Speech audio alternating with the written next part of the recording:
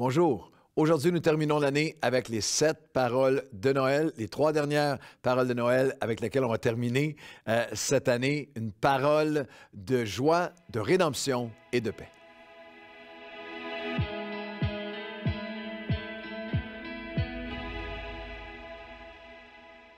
Bonjour à tous et bienvenue à votre café matinal, le dernier de l'année 2021. Peut-être que vous allez le visionner en 2022. Alors, bonne année 2022 si vous le visionnez en 2022. Bonne année 2022 à vous aussi, même si on est dans les dernières heures, derniers jours de l'année 2021. On fait relâche en ce moment sur notre série 1 café matinal par chapitre dans les évangiles. On va reprendre ça en début de nouvelle année parce on regarde ensemble à 7 paroles, comme il y avait les 7 cris de la croix. À la croix, Jésus a prononcé cette parole de la crucifixion et résurrection, mais dans le récit de Noël, il y a 7 paroles prophétiques que nous étudions ensemble, 7 personnages différents qui ont reçu ou donné des paroles prophétiques, et c'est avec ces paroles, parce que la parole prophétique, c'est Dieu qui parle, c'est Dieu qui nous fait connaître. Alors, c'est avec la parole, ce que Dieu voudrait, ce que Dieu parle à Noël, c'est avec ça qu'on veut terminer.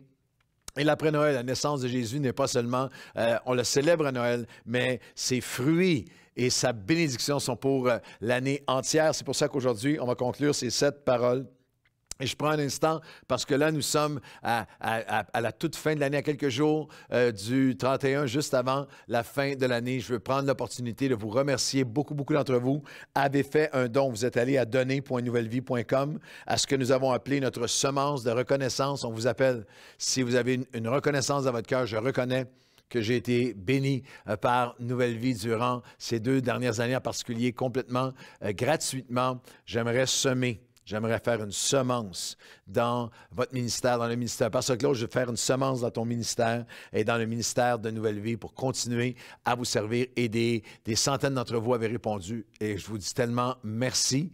Alors, c'est jusqu'au 31 décembre, j'ai eu cette pensée, je crois qu'elle est inspirée de Dieu, ou Dieu a mis sur mon cœur. Vas-y, va simplement vers le peuple. On a tellement d'investissements à faire au niveau des équipements pour continuer à vous servir. Au moment où j'enregistre ce café, aujourd'hui, en cette fin d'année, nous avons toutes sortes de nuages sur l'horizon, des possibilités même au Québec, au Canada et même en Europe, partout, qu'on soit reconfiné, qu'on ne soit plus en présentiel à l'Église pour une saison encore à cause des différents variants de la COVID-19. Eh bien, nous prenons l'engagement de continuer à être là pour vous, à vous nourrir spirituellement, vous encourager, vous accompagner, marcher avec vous dans les cafés matinaux, dans les dimanches, semaine après semaine, avec Nouvelle Vie chez vous, également avec Nouvelle Vie Worship, toute cette louange, cette adoration pour vous aider à aller dans la présence de Dieu qui nous fait tellement de bien, et aussi les ressources pour les enfants, les ressources pour différents webinaires et séminaires que nous mettons en ligne. Alors, si vous avez reçu de la part du Seigneur, Dieu m'a mis sur mon cœur ces pensées simples. Il a mis sur mon cœur la pensée que fais simplement aller vers le peuple. Et le peuple, je vais avoir préparé leur cœur. Et c'est pour ça que je vous dis simplement, aucune pression, aucune autre chose que de cet appel. Et faites simplement ce que Dieu met sur votre cœur. Si vous dites, Seigneur, est-ce que tu veux que je fasse un don à Nouvelle Vie en ce moment pour qu'on puisse continuer à recevoir et appuyer ce ministère et juste être reconnaissant, exprimer ma reconnaissance pour ce que j'ai reçu. Faites ce que le Seigneur met sur votre cœur et il m'a mis cette promesse qu'alors que vous faites cette semence, nous allons être bénis et pouvoir continuer à vous bénir, mais vous allez aussi être béni dans votre vie et dans chaque aspect de votre vie. Et une des façons dont nous voulons vous bénir, tous ceux qui vont faire un don à donner.nouvellevie.com, la semence de reconnaissance, je vous fais un cadeau en retour.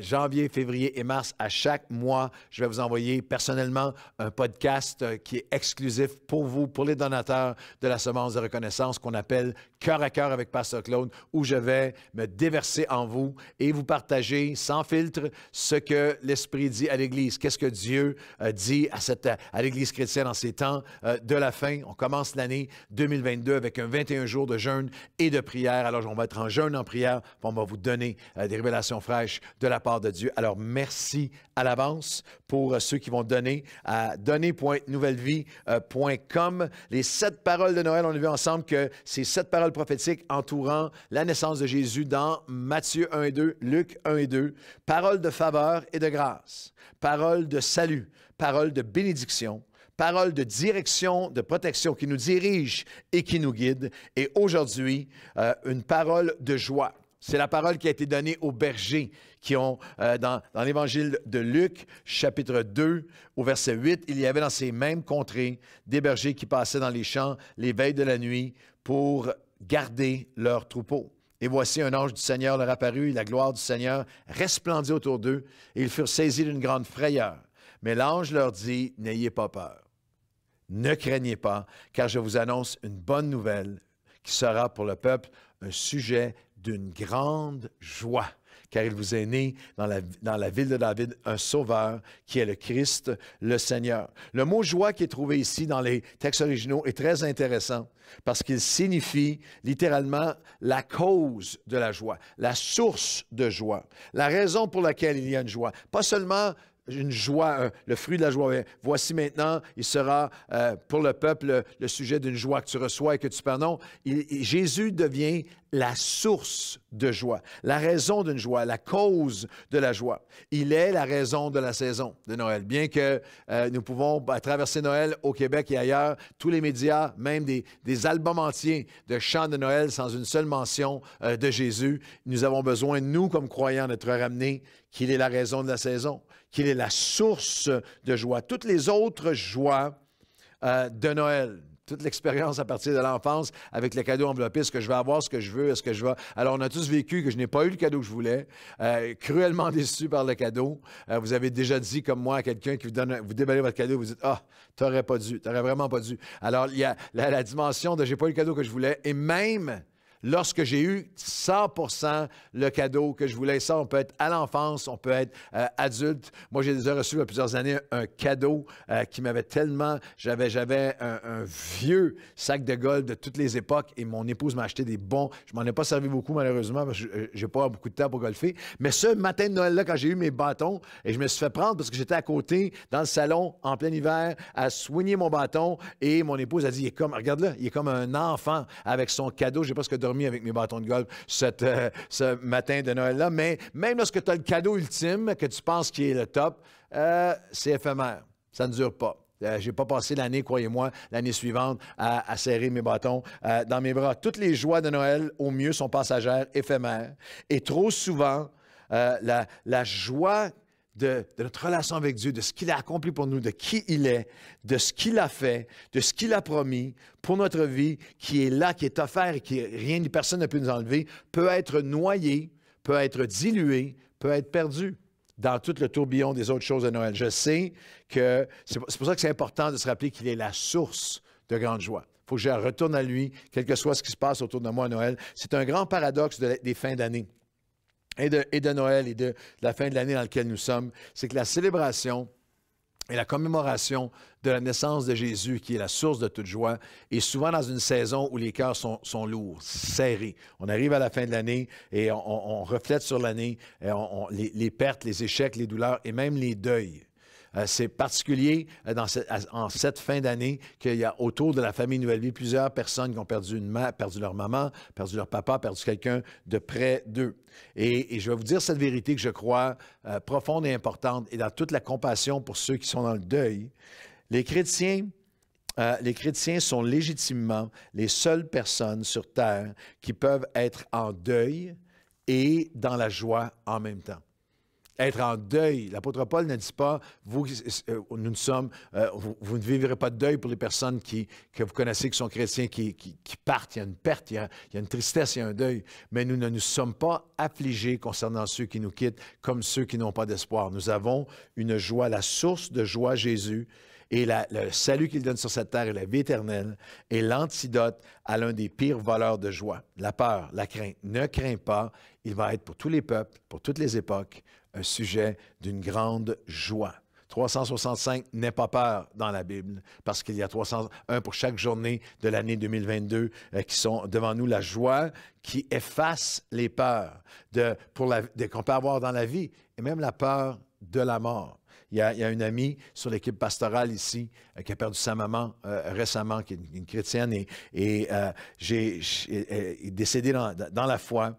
Et j'ai eu juste cette pensée. Je lui ai dit, c'est juste quelques jours avant Noël que c'est arrivé. Et il y a le deuil et tout. Mais une femme prête à rencontrer son Dieu. Et j'avais juste partagé avec cette sœur, bien, c'est elle, en fait, qui va passer le plus beau Noël. Parce qu'elle va être dans la présence de Dieu. Et cette personne était chez la coiffeuse avant Noël et partageait une conversation avec la coiffeuse qui n'est pas chrétienne et il lui partageait que ma maman est décédée, tout ça, puis elle lui dit, ben moi, mon pasteur m'a dit, puis j'ai trouvé ça m'a fait du bien que, en fait, ma mère, c'est elle qui va passer le plus beau Noël. Et à sa surprise, la coiffeuse était extrêmement émue, une pensée d'une joie qui transcende la vie, qui transcende la mort, une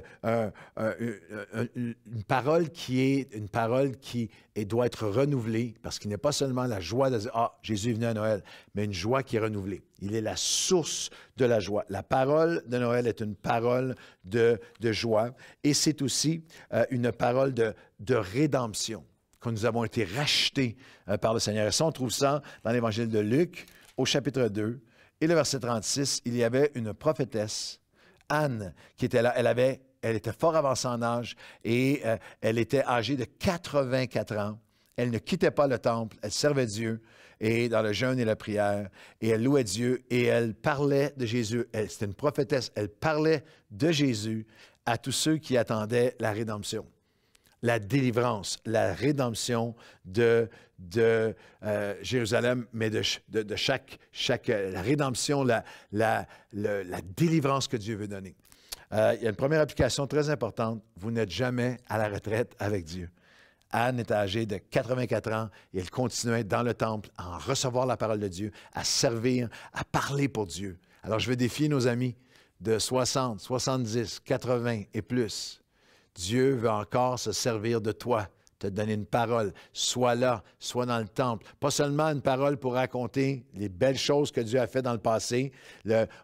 On peut être à 70 et 80 ans et ne pas vivre dans la nostalgie du passé, mais Anne elle a eu cette parole fraîche de la part de Dieu. Une parole présente maintenant. Elle parlait de Jésus, puis elle a rappelé que nous avons été rachetés.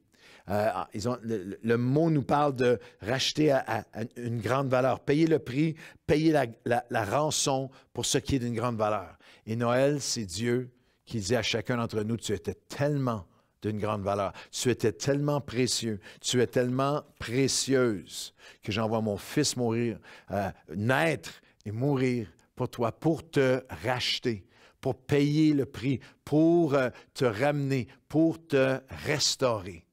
Il y a un besoin pour nous de revenir à cette parole de la rédemption. Il y a une image dans l'Ancien Testament qui est violente à Dieu, mais qui nous rappelle, ça veut dire quoi être racheté.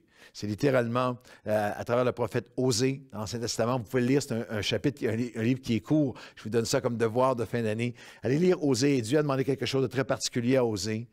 Osée est allé chercher une femme qui était déchue, qui était prostituée, qui était dans la déchéance, qui n'avait plus de valeur aux yeux de personne ni d'elle-même.